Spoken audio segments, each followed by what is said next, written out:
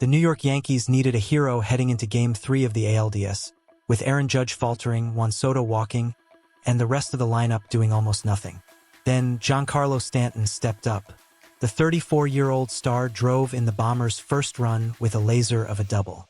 New York eventually tacked on another run, but gave Kansas City both scores back a couple of innings later.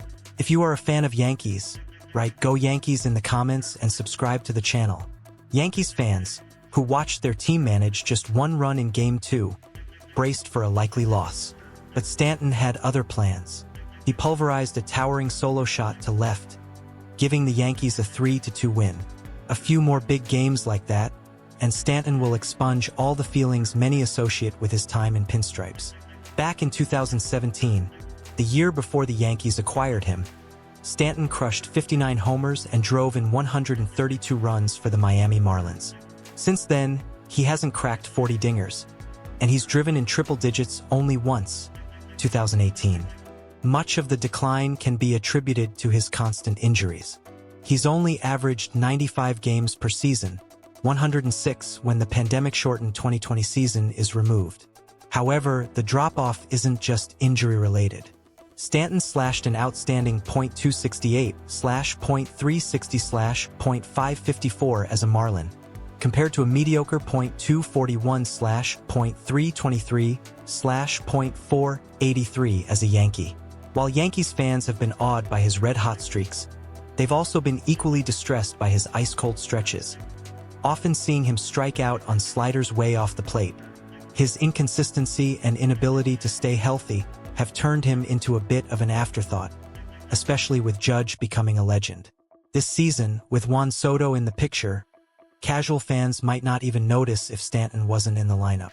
But on Wednesday night in Kansas City, Stanton was impossible to miss.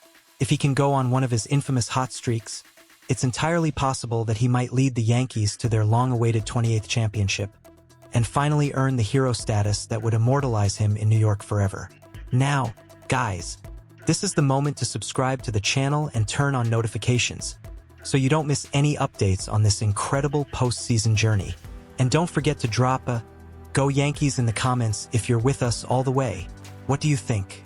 Is Stanton the key to the Yankees' success this postseason? Let us know in the comments. The Yankees and the Kansas City Royals American League Division Series is getting spicy. Spicier than expected.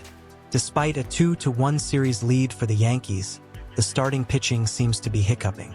Was leaving Marcus Stroman off the postseason roster a mistake? Thus far, Yankees starting pitching has not been as sharp as we know it to be. Their first 3 starters have not gone beyond the 5th inning.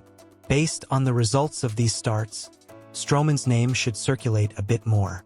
If you are a fan of Yankees, write "Go Yankees" in the comments and subscribe to the channel. Subpar starting pitching in Games 1-2. Despite a Game 1 victory, we saw some struggle with Garrett Cole. Although he filled the zone with strikes, his command and pitch locations were questionable. The Yankees' ace stayed in the zone, and his offerings were taken advantage of. Cole lasted only 5 innings in this outing, letting up 3 earned runs. He left the game without the lead, so he wasn't able to pick up the win. Thankfully, the Yankees managed to snag the 6-5 victory. Game 2 starter also struggled. Southpaw Carlos Rodon only hung on for 3 2/3 innings with a very questionable line. Despite the 7 strikeouts, the lefty allowed 7 hits and 4 earned runs, including a home run. These were the only 4 runs scored by the Royals in this game. To follow that up, the Yankees utilized 7 relievers to eat up the rest of the innings.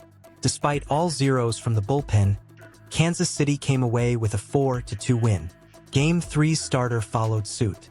The Yankees went with Clark Schmidt in Game 3 in Kansas City. Similar to the other 2 starters, Schmidt didn't make it beyond 5 innings. He finished after 4 2/3 innings of work. Schmidt allowed 2 runs on 4 hits, striking out 4 and walking 1. The right-hander did throw a ton of strikes. However, the longevity expected of him wasn't there. Marcus Stroman could have been the answer. With all 3 starters not surpassing the 5-inning mark, it's clear that Marcus Stroman is needed if the Yankees advance. Stroman would have been beneficial in terms of both effectiveness and depth. The right-hander could be a platoon starter and fill a rotational spot based on matchups.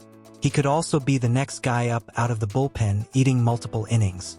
This would keep the workload managed in the bullpen and arms available in other situations. Stroman has 30 2/3 innings of postseason experience and has faced various high-pressure situations. The righty holds a 1-1 record in 5 starts with 21 strikeouts. Stroman can thrive in any role.